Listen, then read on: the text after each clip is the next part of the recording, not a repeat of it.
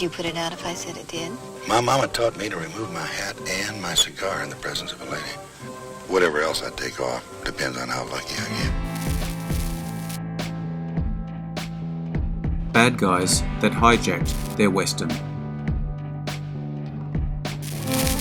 On this channel, I talk about the best Western actors a lot, but from time to time we need to also give some space for the black hat guy or girl, the bad guy or the villain. So today I will take a look at those bad guys who upstaged the good guy or hero. If you enjoy this video, hit the notification button to get my new videos. If you want to check out my many other videos, head over to my channel. The link is in the description. Let's get into it.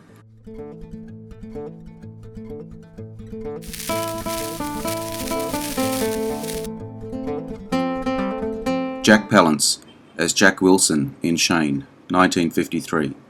Palance quite often portrayed evil incarnate on film, playing some of the most intensely wild villains seen in 50s westerns and drama, exaggerated by his tall and powerful build, icy voice and piercing eyes. Earning 2 Best Supporting Actor nominations early in his career. Simply the best, this hired gunfighter is a dispassionate, cold, professional killer who obviously enjoys his work. You'll know him when you see him. Packs 2 guns, kinda lean, and wears a black hat.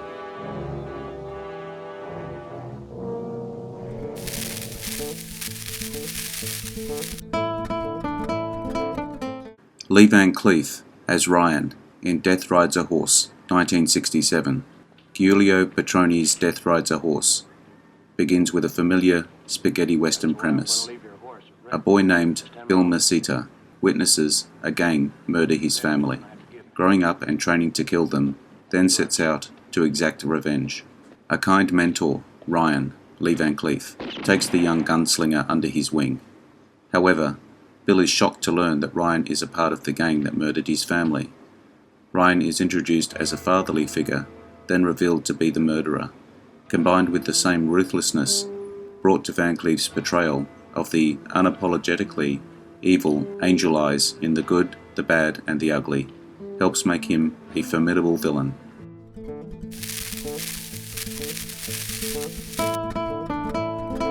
Robert Mitchum as Preacher, Jonathan Rudd in 5 Card Stud, 1968. An underrated leading man of enormous ability who hid his talents beneath a persona of disinterest.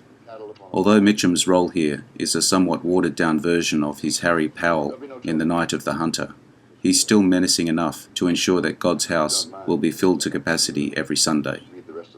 Robert Mitchum said he turned down the role of Pike Bishop in The Wild Bunch, 1969, in order to make this film. Mitchum narrowly escaped being crushed by a falling camera during filming. The casting of Dean Martin and Robert Mitchum produced no chemistry, on-screen or off. Martin stayed in his trailer all the time, watching television when they were not filming, and the critics felt he had just phoned in his performance.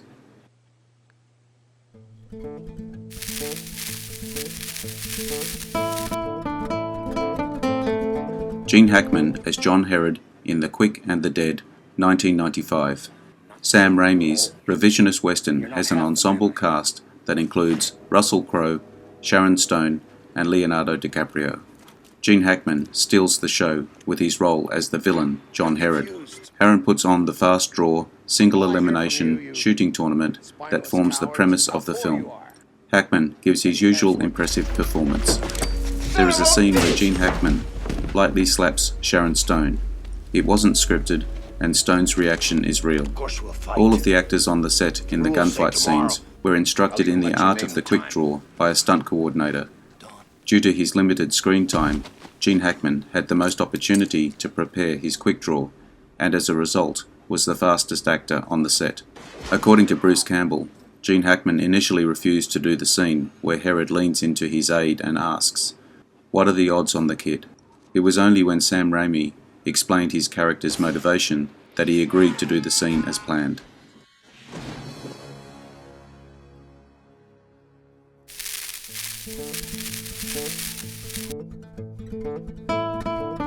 Richard Boone as Grimes in Hombre, 1967. When Richard Boone was cast, Elmore Leonard, whose novel the film is based on, had hoped that Boone would be cast in the lead role instead. My mama taught me to Paul remove Newman, my hat Richard and my Boone, cigar in the Frank Silvera, and Martin Whatever else I Balsam take off are all Jewish. how lucky I get. Quotes: Grimes lights a cigar. Grimes: Smoke bother you? Audra Favor: Would you put it out if I said it did? Oh yeah. My mama taught me to remove my hat and my cigar in the presence of a lady. Whatever else I take off depends on how lucky I get. Grimes: Mister, you got a lot of hard bark on you, walking down here like this. Now I owe you. You can give me your ticket and you can take the next stage. That's a funny idea. No, that's not a funny idea. That's a good idea. See, you could stay here, get drunk, have some fun. Now, how's that sound?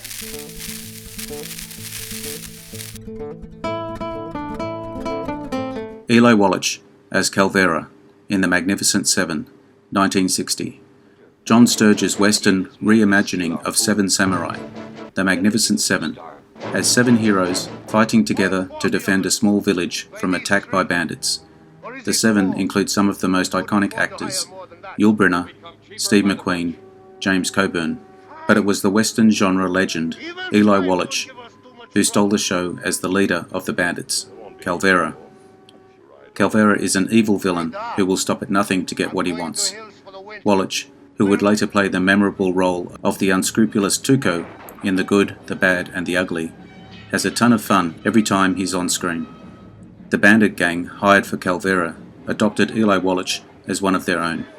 In the mornings before shooting started, but after Wallach was in costume, he and the group would go riding together for an hour.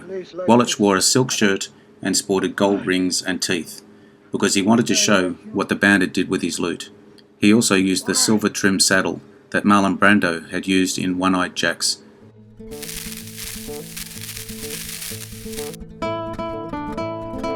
Walter Brennan as Judge Roy Bean in The Westerner, 1940. In many ways the most successful and familiar character actor of American sound films, and the only actor to date to win 3 Oscars for Best Supporting Actor.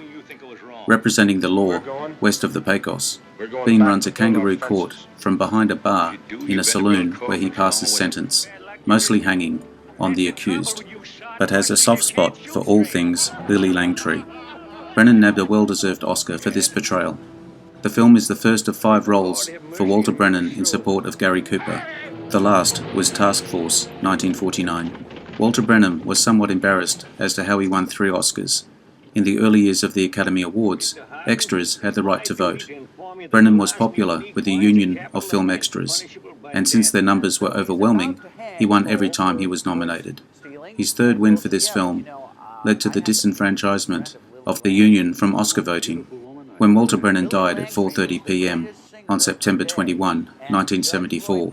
The television in his room was showing this film. And as soon as he hears this, well, Cole is saved.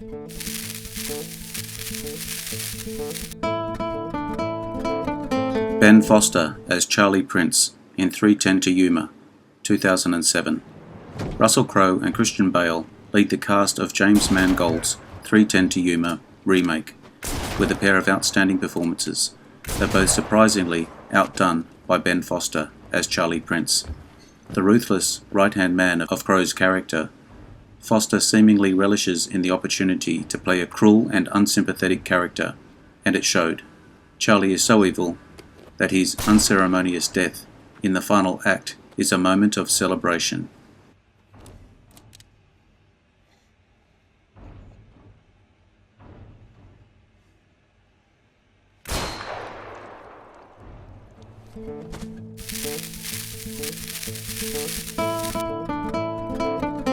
Bruce Dern as Longhair in The Cowboys, 1972. Two-time Oscar nominee Bruce Dern's career is made up of playing both modern-day heroes and legendary villains. Through years of celebrated performances, Dern has gained the reputation as being one of the most talented and prolific actors of his generation.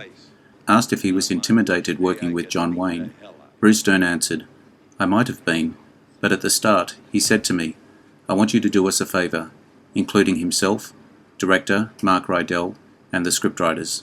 He said, 'Consider me to be somebody you can publicly kick the shit out of 24 hours a day on set. I want these little kids playing the cowboys of the title, to be terrified of you. He gave me carte blanche to just treat him like, well, you get the idea. So I was talking back to him and stuff, and he would call out, "Hey, Mr. Dern, would you get over here?" I thought, John Wayne gives you a Mr. status? He's calling me Mr. How about that?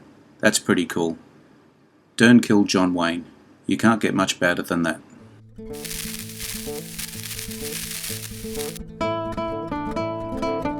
Lee Marvin as Liberty Valance in The Man Who Shot Liberty Valance, 1962.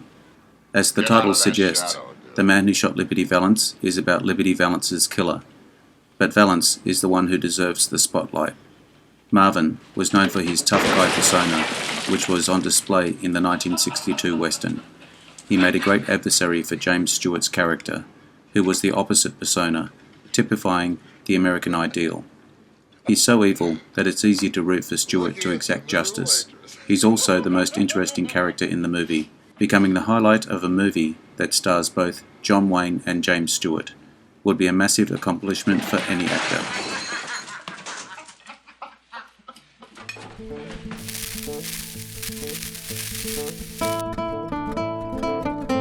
Gian Maria Volonté as El Indio in A Few Dollars More, 1965. Sergio Leone's first sequel to A Fistful of Dollars. For A Few Dollars More, Clint Eastwood's Man with No Name reluctantly teams up with fellow bounty hunter Colonel Douglas Mortimer, played by Lee Van Cleef, to take on a dastardly villain and cold-blooded gang leader in the form of a character named El Indio. It's not easy to overshadow Eastwood, but the layered versatility and violent on-screen temper portrayed by Gian Maria Volonté managed to make this task possible. His performance makes El Indio one of the most memorable villains across the entire spaghetti western genre.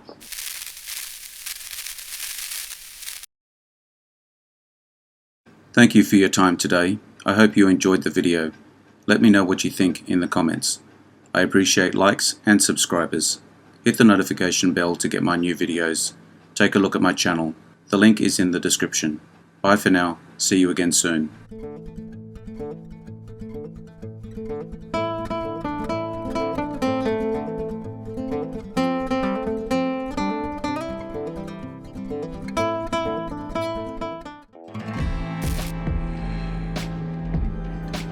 Interesting facts about famous people.